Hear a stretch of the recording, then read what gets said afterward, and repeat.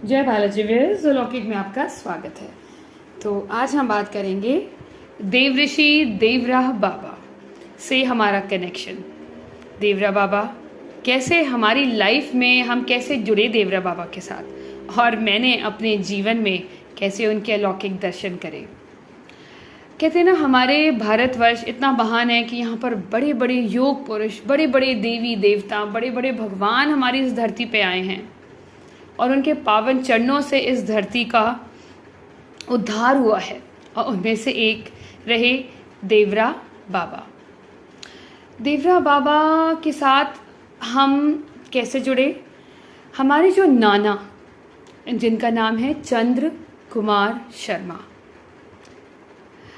उन्होंने हमें जोड़ा। वो उनके बहुत कहते हैं ना, एक ऐसे भक्त जो उनकी भक्ति में लीन रहते थे और प्यार से उनको बाबा चंदू कहते थे। चंदू इलाहाबाद वाले आ जाओ, चंदू इलाहाबाद वाले।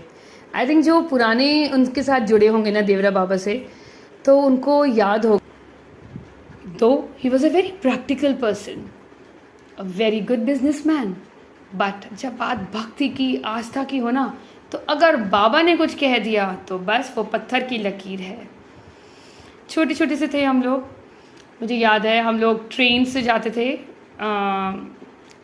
मथुरा, वृंदावन, और वहाँ पर नाना पहले से ही होते थे और नाना नानी वहाँ पर रहते थे आश्रम में, और हम लोगों को बुला लेते थे कि चलो आओ तुम्हें बाबा के दर्शन कराएं। और तपती धूप, तपती गर्मी में, आप इमेजिन करिए अप्रैल मई जून जुलाई की जो धूप होती है, और उस समय नानू हमारे वहीं रहते थे। He was one of those, the most loved disciple। वो ऐसे भक्त थे, शायद कहते हैं ना, जब आपका गुरु आपसे बहुत अंततः प्यार करता है, सबसे ही प्यार किया देवरा बाबा ने। देखिए, मैं बायस नहीं हो रही, बट ये चीज़ मुझे बहुत अच्छी लगी कि कहीं ना कहीं जस्ट बिकॉज नाना की वजह से हम सबके कहीं ना कहीं कहते हैं ना, जिंदगियाँ तर गई। हम सबके ऊपर उनकी कृपा दृष्टि सिर्फ नाना की वजह से। एंड नानू was like pure devoted to him. अगर जो बात हो गई, अगर उन्हें गर्मी में भी बुलाते, वो मोस्टली वो गर्मियों में वहीं रहते थे। धूप तपती, क्योंकि वो यमुना किनारे में मचान के ऊपर रहते थे बाबा, है ना, वो ओपन मचान होता था और नीचे सारे उनके भक्तगण होते थे और बाबा इंटरेक्शन करते रहते थे। बेसिकली बाबा लोग अपनी अपनी चिंताएं, अपने अपने दुख लेके आ जाते थे, बट मैक्सिमम टाइम बाबा एक ही चीज़ कहते थे कि बच्चे भगवान से जुड़, ये सब भगवान का ही किया कराया है, भगवान का नाम जाप कर, भगवान पे पूरी आस्था कर। तब जो भगवान का ही रूप होते हैं हमारे लिए, क्योंकि कहते हैं ना, उनकी एज का भी हमें नहीं पता कि वो कितने साल वो जिए हैं। कहते हैं डॉक्टर राजेंद्र प्रसाद भी जब बचपन में उन्हें देखा था तो बाबा वैसे थे। फिर जब मैंने बचपन में देखा, लगाइए, मैंने जब फर्स्ट टाइम मैंने बाबा से मिली होंगी तो मैं 6, 7, 8 साल की होंगी। तो हम लोग छोटे छोटे से उनके पास जाते थे और उनके जो दिव्य दर्शन पाके ना, जो एक बार देखता था कहीं ना कहीं वो खिंचा चला रहता था। उनके अंदर एक ये होता था कि कहीं ना कहीं एक फेथ होता था, चाहे कितनी भी मुश्किलें आ जाए, बाबा हैं, देवरा बाबा संभाल लेंगे। इसी तरह से हमारा बचपन निकला है। और नाना तो वहाँ कई महीनों रहते थे। और एक टाइम था जब वो कहते ना, जब उनकी सारी बेटियों की शादी हो गई थी, नाना ने तो मैक्सिमम टाइम उन्होंने अपना डिवोट कर दिया। जब उनका बिजनेस भी काफ़ी हद तक उन्होंने वाइंड अप कर दिया था, तो उन्होंने काफ़ी टाइम अपना वृंदावन में वो बिताते थे।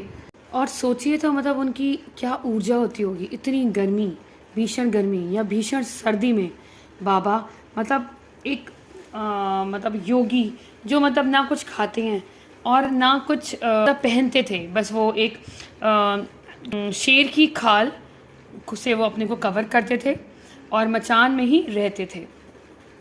और वहाँ पर इतनी भीड़ होती थी, लोगों में एक उमंग होती थी, लोगों में एक जोश होता था, लोग बाबा के दर्शन हो, चाहे वो गर्मी हो सर्दी हो। तो जब मुझे याद है, जब छोटे छोटे थे तब हम जाते थे, नानू हमें दर्शन कराते थे, तो छोटे छोटे से हम लोग, और बाबा के यहाँ से हमें इतना प्रसाद मिलता था, मखानों का, फ्रूट्स का, क्योंकि वो तो ब्रह्मऋषि थे ना, कहते हैं वो तो कुछ खाते ही नहीं थे, वो तो बस जल पे, गंगा जल पे रहते थे और यमुना के किनारे पे वहाँ पर आपको तरबूज के खेती मिलती थी खरबूजा की। तो कई बार हम सब ने मतलब इतनी गर्मी में मतलब हम सबको मिलता था खाने को, शरबत भी मिलता था। तो मुझे आज भी याद है हम लोग इलाहाबाद गए हुए थे, दैट इज़ जून की छुट्टियों में नानी के पास, और तभी न्यूज़ आती है दैट इज़ 19 जून 1990 में बाबा ने महासमाधि ली थी, जल समाधि ली थी।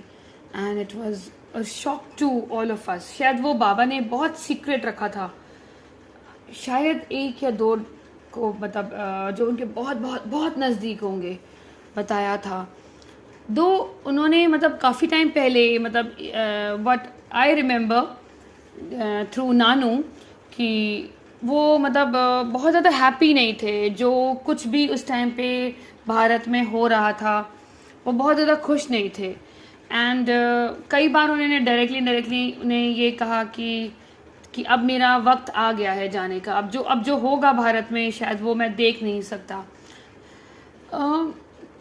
तो उन्होंने महासमाधि ली थी। तो हम लोग तो इलाहाबाद में थे, तो हमारे नानी फटाफट वृंदावन के लिए वो निकल गए थे, और हमारे फादर भी निकले थे। हम लोग छोटे थे तो हम लोग घर पे ही थे इलाहाबाद में।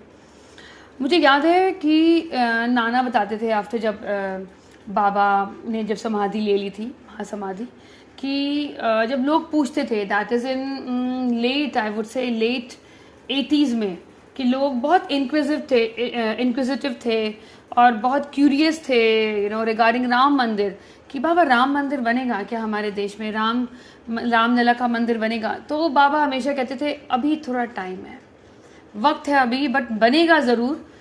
और अभी जो वक्त आ रहा है हिंदुस्तान के लिए वो बहुत अच्छा पीरियड नहीं है, बहुत ज़्यादा डिस्टेबलाइज हो जाएगी गवर्नमेंट, और बहुत आसान नहीं होगा रामलला का मंदिर बनाना, बहुत लोगों का सेक्रीफाइसेस जाएगा। बहुत जो टाइम आ रहा है 1990 के बाद से बहुत टफ टाइम हो गया इंडिया के लिए, भारत के लिए, और वो हम सब ने देखा इतने साल कि क्या क्या चीज़ें हुई।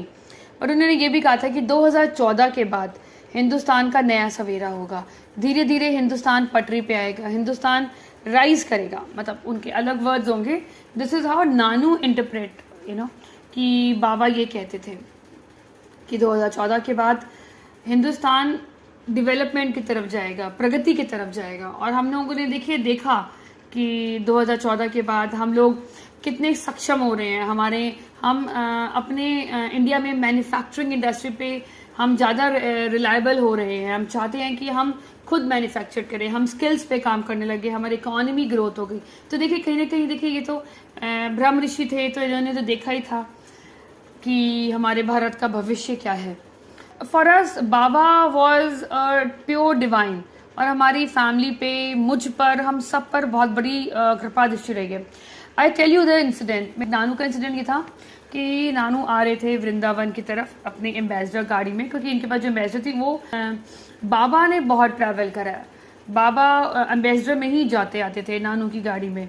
तो वो बाबा ने बुलाया होगा बाबा के दर्शन के लिए, नानू थे, ड्राइवर भैया थे। I don't remember that much obviously, क्योंकि मैं बहुत छोटी थी, मुझे सिर्फ चीज़ें याद हैं अभी मैं जो आपसे शेयर कर रही हूँ। और रास्ते में शायद खाना खाने के लिए रुके, ड्राइवर ने खाना खाया, उससे नींद के झोंके आए, और एकदम से जैसे ही वो एक हल्का सा झोंका आया, गाड़ी डिसबैलेंस हुई और गाड़ी ने 3 पलटी मारी, मतलब 3 बार गाड़ी उछली। जो आसपास के लोग होंगे वो देख के सरप्राइज कि क्या हो गया, और उनको सब, और उसके बाद सीधे गाड़ी खड़ी हुई और सामने एक पेड़ था, पेड़ के सामने जा टकराई, और कहते हैं बाय बाबा ग्रेस किसी को खरोंच तक नहीं आई। नानू वॉज टोटली फाइन, उनको कुछ पता नहीं चला। और मतलब लोग हैरान थे कि ऐसा भी होता है कि मतलब इतनी बार पलटी गाड़ी और फिर गाड़ी सीधी हो गई, और बिल्कुल सामने पता नहीं एक पेड़, वो भी इसके से 2 तने थे, एज इफ किसी ने हाथ दे दिया कि बस अब रुक जाओ।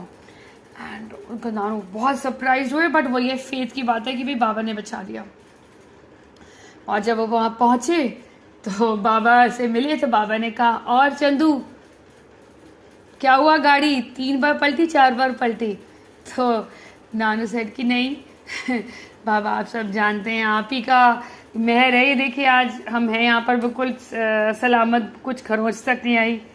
तो मतलब कहीं ना कहीं हम लोग बड़ा लकी समझते थे अपने आप जस्ट बिकॉज नानू की वजह से हम सबके ऊपर कृपा दृष्टि रही। हम सब ने भी बाबा को मतलब बेतहा प्यार किया और बाबा ने भी हम सबके ऊपर बेतहा आशीर्वाद और बहुत सारी ब्लेसिंग्स हमारे परिवार पर है, हमारे पूरे परिवार पर है, हर एक इंसान के ऊपर है। एक मेरा इंसिडेंट था कि जैसे मैं जब हम आई वॉज रियली यंग, बहुत यंग थी मैं। I join BPOs in early 2000 जब BPO industry was at boom. तो मेरी नाइट शिफ्ट होती थी। मैंने it was a usual day, मैं अपने कैब बोर्ड करीब बैठी and we left for the office. तभी रास्ते में मतलब शायद 12 साढ़े 12, क्योंकि नाइट शिफ्ट थी, US शिफ्ट थी मेरी, तो 12 साढ़े 12 के बीच में मैं अपना थोड़ा सा अपने आप को रेस्ट होते ना, अपने बैग को थोड़ा सा पीछे रेस्ट करके ऐसी अपनी सीट पे गाना एंजॉय कर रही थी। और गर्मी का मौसम था, हल्का सा मैंने शीशा खोला हुआ था। तभी बहुत तेज शोर बज रहा और शोर आ रहा, और उसके बाद जो ड्राइवर भैया थे सेड मैम उठो, जूही मैम उठो। मैं कहा क्या हुआ भैया? मैंने सामने देखा तो एक ऑल्टो गाड़ी में 3-4 लड़के, they were hooting and they were trying to chase and try to overtake or मतलब जो हमारी कैब थी। आई वाज सो स्कैर्ड, मैं इतनी डर गई। और मतलब जिस तरह से वो उनका रिएक्शन था, इट वाज रियली मतलब terrifying and petrified. I was so scared, मुझे समझ ही नहीं आ रहा था। बस मैंने भैया को कहा कि भैया बस आप गाड़ी चलाइए और मुझे सेफली घर पहुंचाइए।